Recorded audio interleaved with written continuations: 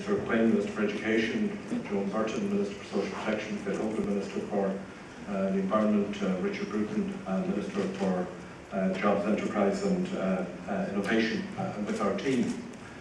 On our way into the hall just now, Taoiseach and I were asked to score the quality of life indicators on the wall.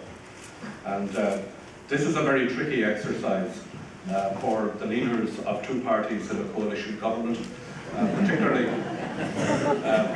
when the television cameras are on us. And the interesting thing is that we did actually give different scores to the different indicators, but we ended up with the same result. And that, I think, has to be the secret of a good coalition government.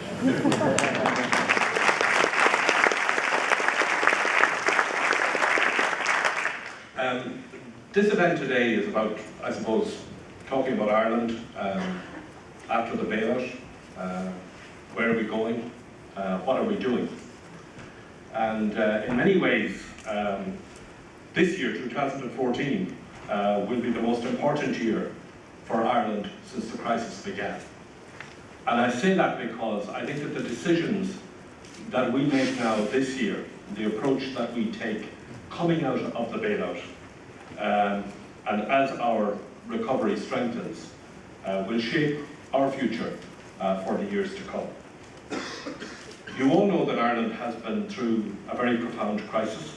As you know, we faced a banking crisis, a fiscal crisis, and above all, a jobs crisis.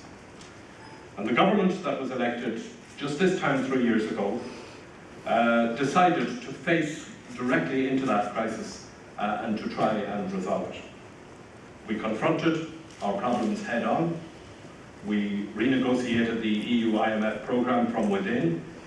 We succeeded in exiting the bailout last December without a precautionary programme, as the Secretary-General has pointed out. And now, compared to where we were 3 years ago when we took office, our country was losing 7,000 jobs a month. Now we are creating 5,000 jobs a month. Indeed, I saw a figure yesterday that since the 1st of January, something like 7,000 new jobs have been advertised since the beginning of the year. So we have made progress. But what we have to do now is to focus on the next stage, the next set of objectives that we have. Firstly, we have to strengthen and deepen the recovery so that it's not just a recovery that's measured in statistics, but it is one that is felt in people's lives. How do we drive on with creating more jobs, ensuring that no one is left behind, especially young people? How do we ensure that our recovery, which is export-led, is balanced by recovery in the domestic economy, so that we can provide employment to all groups and to all regions within the country? We are seeing consumer confidence returning. We're seeing construction activity picking up again, but we need to do everything that we can to ensure that the domestic economy returns to a normal and sustainable level of activity. One of our main priorities is on youth unemployment. And that's why we've so strongly supported the Youth Guarantee. It is a social and economic priority for our government. I believe that if we don't tackle the problem of youth unemployment, we risk undermining the fabric of our societies, not just in Ireland, but across Europe, and destroying the prospects for a whole generation. And we were proud that during our EU presidency last year, we secured agreement on the principles for the Youth Guarantee, that we secured provision in the European Union budget for it, and also that we secured, and we thank you for the support and assistance that we have received from the OECD for our national approach to the planning of the Youth Guarantee. The second set of challenges that we face is to set our country on the path to sustainable long-term growth.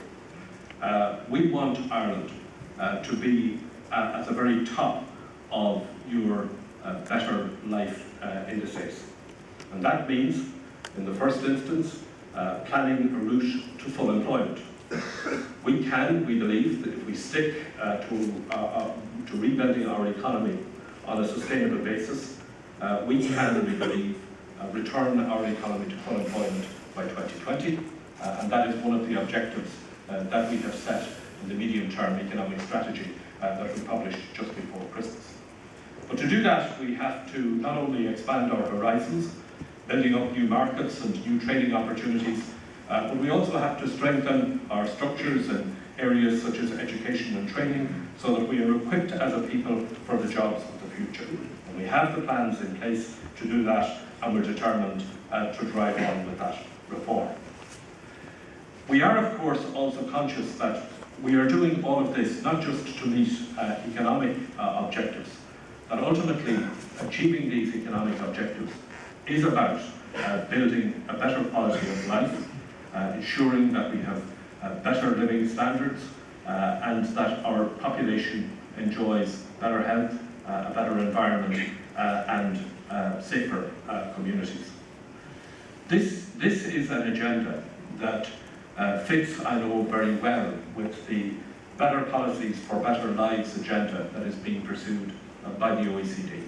And that's why we want to continue our cooperation with the OECD in continuing to work on our reforms, continuing to look at ways in which employment can be created, especially for young people, cooperating with the OECD in areas of policy development in education and skills and energy, areas like climate change and development policies. And of course, as the Taoiseach has said, in working with you on the area of taxation policy, an area where we strongly support the initiatives that have been taken by the OECD. So in conclusion, we feel that, yes, we are out of the bailout. Our economy is growing again. We are creating jobs. Unemployment is coming down. But we have no sense whatever that the job is done. Because in a way what we have achieved so far is just the first part of what needs to be done. That was the necessary part of exiting the bailout, of overcoming the crisis. And we are now into the next phase of our programme of work, which is to promote and to develop better policies for better lives in Ireland, and it is an area in which we greatly value the experience and the wisdom and the advice that we receive from the OECD. Thank you very much indeed.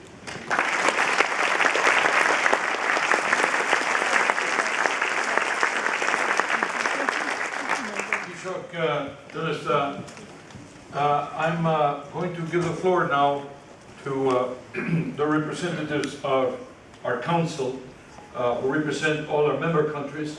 One of them is the Italian ambassador, who, as you know, Italy has had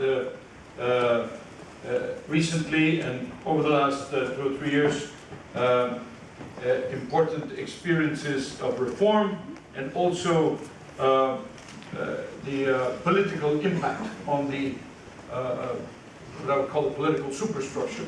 And then you have a very different country in terms of the level of development and the present situation, which is Mexico, which has put together a very impressive set of reforms in the last few months, literally last year, but of course which is still an emerging economy with very great needs.